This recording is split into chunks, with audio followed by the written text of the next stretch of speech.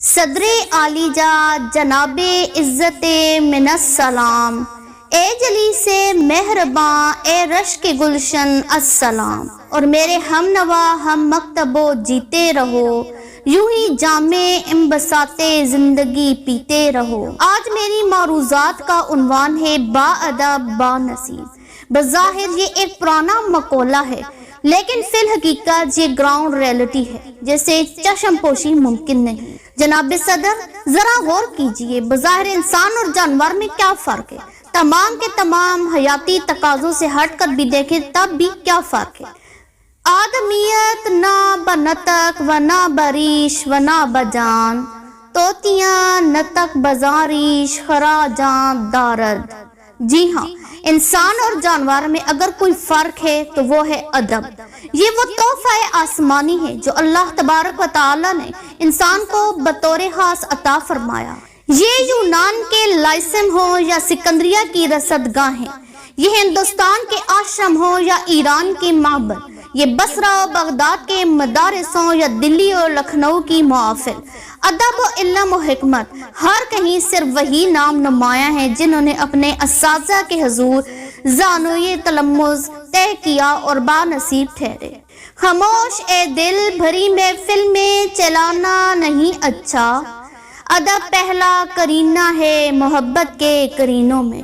جناب صدر ذی وقار، دنیا میں با نصیب کون ہے؟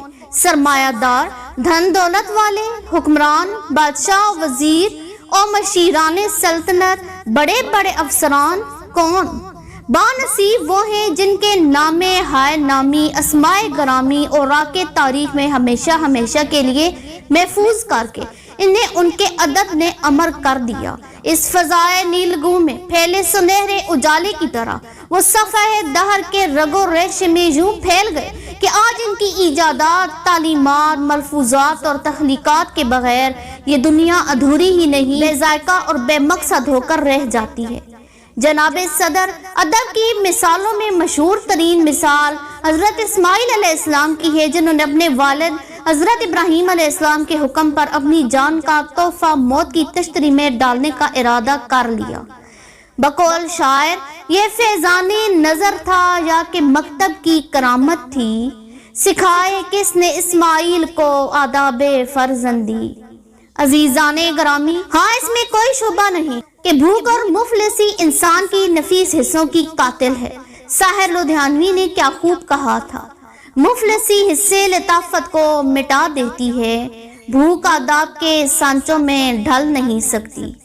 چنانچہ اگر کوئی قوم دنیا میں عزت پانا چاہتی ہے تو پہلے وہ اپنے لیے با نصیب افراد ڈھونڈ کے لائے۔ اگر با نصیب لوگ چاہیے تو پہلے با ادب لوگ لاؤ۔ اگر با ادب لوگ چاہیے تو پہلے قوم سے بھوک، افلاس اور غربت کو دور کرو۔ صدر عالی جا، اگر آج ہم کار مذلت میں گرے ہوئے ہیں تو اس کی وجہ یہی ہے کہ ہم ادب کرنا بھول گئے ہیں۔ والسلام۔